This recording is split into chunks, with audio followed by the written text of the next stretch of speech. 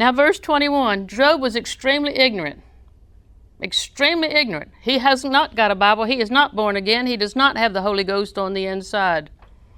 He's walking by the light and the knowledge that he has. You have greater light. You come into the new covenant. You have the Holy Ghost in you to teach you. Now look at verse 21. Job said, he's worshiping God. He's standing firm, which is what God said. You will never get him to crumble. Naked came I out of my mother's womb. Naked shall I return. The Lord gave, and the Lord hath taken away. Blessed be the name of the Lord.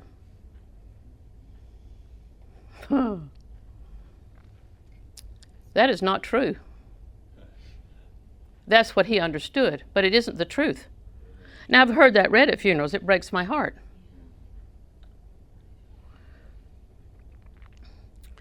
How do we know it's not true? We go straight to the New Testament. The New Testament explains the Old. The Old Testament does not give doctrine to the New. The New Testament says the thief comes to steal, kill, and destroy. God comes that you might have life and have it more abundantly. God does not take away. Every good and perfect gift comes down from above, comes down from the Father of light, with whom is no variableness, neither shadow of turning. That's James 1:17 probably. Matthew 7:11. The Father gives good things to those that ask.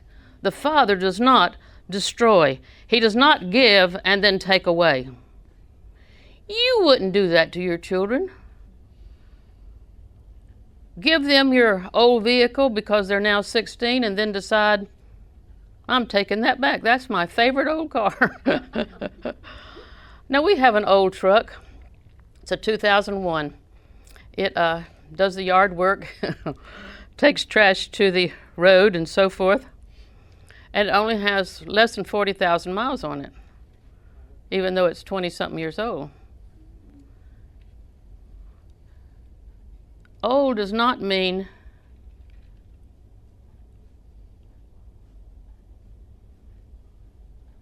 that you're not useful, that your day is over. Well, I mean, at your age. How many times have you heard somebody say, at your age? When we walk with the Lord in the light of his word, what glory he sheds. At any age we walk with him, but any age he sheds glory.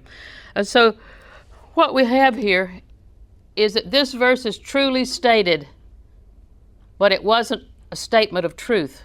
Now that's important. It's truly stated. That means he really did say that. He really did believe that. He believed the Lord gave him his children and the Lord killed him. That's what that says. He believed that. And so that's what's here.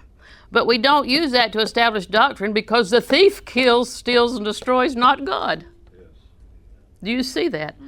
So it isn't a statement of truth. And the book of Job, the big debate, there's 36 chapters of debate when Job's three friends come to comfort him and to help him understand. And what they want to do, and if you read that, read it in a new translation because King James is very hard to understand. They want him to know that if he hadn't sinned, this would never happen to him.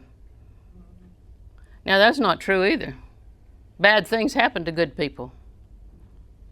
It's just not true. And you have to, when you read, know the difference between what is really said. They called Jesus a blasphemer. Was that the truth? No. But was it really said? Yes. And there's a difference. This is what he said. This is what he believed. This is what he thought. Now Satan's going to come, and verse 3 of chapter 2.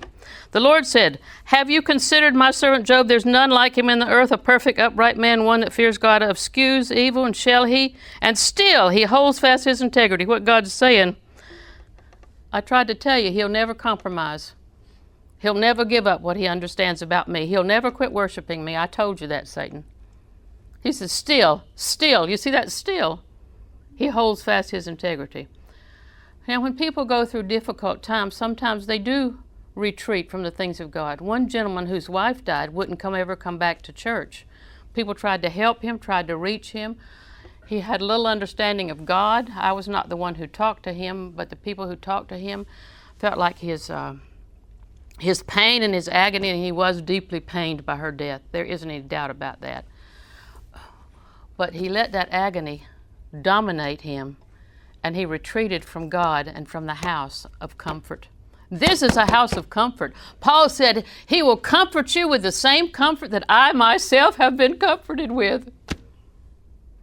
and he retreated. See, but Job didn't retreat. He didn't back up. He continued to be a man of extreme morality, extremely righteous. He was extremely wealthy. Now he's broke. And the whole group of them were extremely ignorant.